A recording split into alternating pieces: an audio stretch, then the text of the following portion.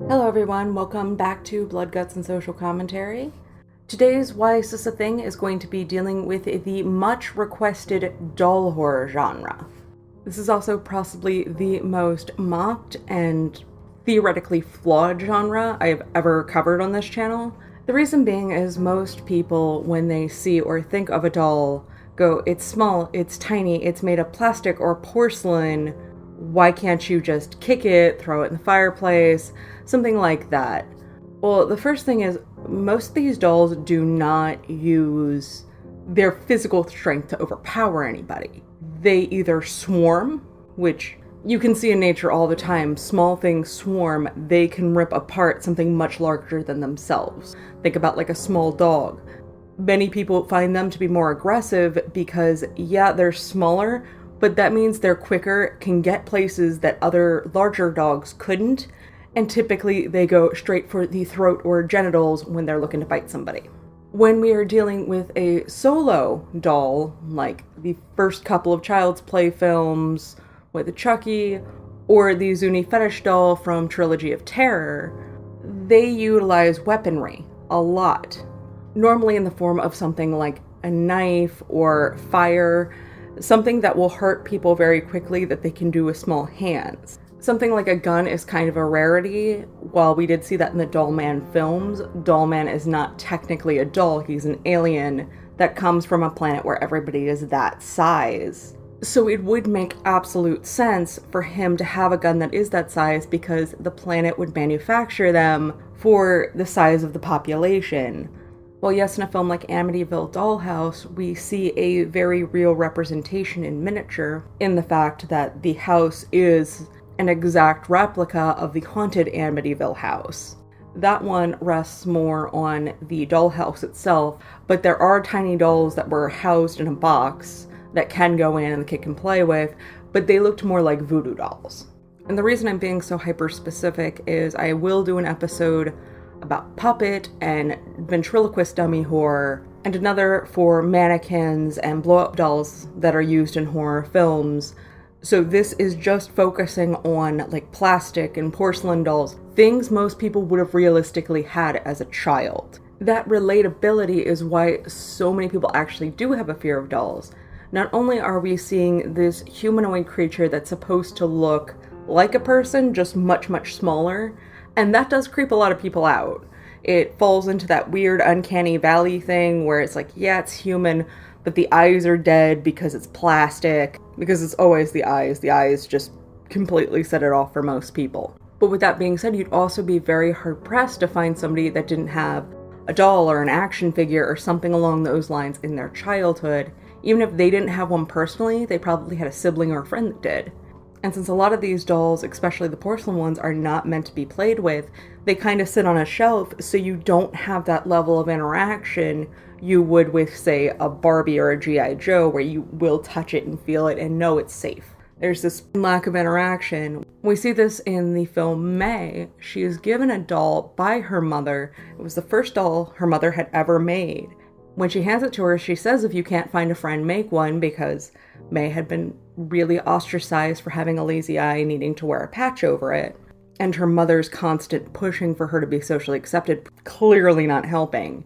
But when she hands her this doll, it has to stay in a glass case. No one can take it out, ever, because it's very fragile. For the record, everything I'm saying in here, you can totally get from the trailer. I'm not spoiling anything. But May projects her insecurities and issues with herself onto this doll, and that doll becomes her best friend.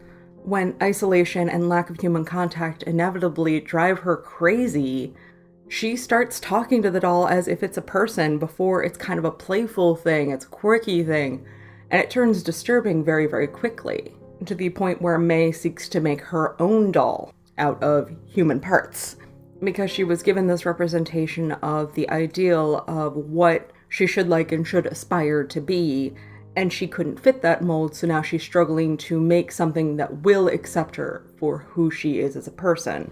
And typically doll horror movies do kind of fit into two different categories. It is something like May, where the doll is a projection of a psychosis that is in the individual that owns it, or the doll is being moved by something metaphysical or supernatural. The clown doll in Poltergeist is being controlled by the poltergeist.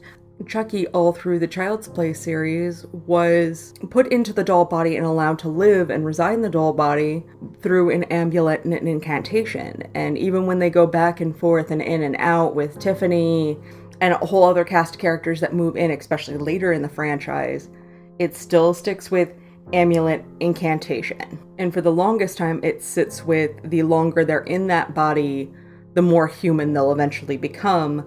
So essentially what this leads to is a mini serial killer, because that's the soul that inhabits the body of Chucky, is Charles Lee Ray, who was a serial killer and later in the franchise had a psychotic girlfriend slash fiance slash wife slash whatever you want to consider Tiffany. The same logic can apply to the film Annabelle. The only major difference is Annabelle is more of a conduit that a demon attached itself to, that then causes bad things to happen around the doll. Unlike Chucky or the Zuni fetish doll that are moving around and hurting people themselves, Annabelle's just kind of, hey, I have a demon near me, weird stuff happens around me. She can kind of move herself, but that's about it. One of the interesting spins on this is the 1984 film Black Devil Doll from Hell. Again, most of this you can deduce from the trailer, so I'm not spoiling anything for you. A very religious woman purchases a doll from a thrift store. She's warned that the doll's been sold multiple times, but always ends up back at the shop. The woman buys it anyway because the shopkeeper tells her the doll will grant her one true deepest wish. Apparently, that wish is for intercourse, which she has never had because she is very religious and very unmarried. So much like the Wishmaster franchise with the Jinn, you have this wish and you have this capability and you have this supernatural entity, just things are not going to go the way you planned it to. One of the outliers I found is also possibly the first entry into this genre, is 1958's Attack of the Puppet People. I know it says puppet people, but it's slightly more doll-ish. The reason I say that is they call them dolls all throughout the film. I'm not quite sure why puppet was added to the title. It could have been the alliteration made the title catchier. But this film is about a mad doll maker who invents machinery that shrinks people down. Think Honey, I Shrunk the Kids, except for this guy's psychotic, can make many of the same person and likes to keep them all in glass cylinders up on a shelf, doesn't like people touching them, and kind of pulls them out and makes them do things for his amusement. There's even parts where he assures the people that he has shrunk down that their lives are going to be so much better as dolls because he'll feed them, he'll take care of them, they'll want for nothing aside from freedom. But the doll maker believes making them be 6 inches tall is totally a fair compromise for him providing them anything they could possibly want as far as he's concerned. This also pulls away from the corruption of the innocent idea that we see a lot later on very prevalent in the genre. Chucky starts out as the very popular good guy doll, and the only thing wrong with him, aside from the other mass-produced dolls, is that Charles Lee Ray transferred his soul into him. Another really good example of this is the 1987 film Dolls, in which people are basically being killed for the loss of innocence that they have, the loss of imagination and wonder, so anybody that's kind of crossed into that threshold is fair game. The killing of the child inside leads to a very real killing of the physical body. This is also part of the reason we see such a dichotomy between behaviors of dolls.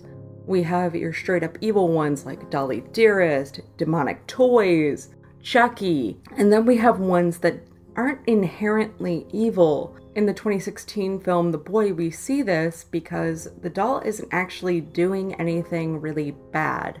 He'll move around by himself and he causes a little bit of mischief, but it's nothing outside what you would expect a normal child to do. I know this does change towards the ending, but I don't want to blow that plot point for those that haven't seen it because it's only a year old. But in The Boy, the doll itself is at the very least neutral, if not good. And we will explore this idea of good protector doll versus bad evil doll trying to hurt people in the puppet episode, especially when we look at demonic toys versus puppet master. So what do you think? Is dolls still a weird, unexplainable fear that you don't get? Do you think there's more to it? Do you think there's less to it? Let me know in the comments. If If you like what you're hearing, please hit like, subscribe, all that jazz. If you don't like what you're hearing, please leave me a comment. Let me know. Thank you.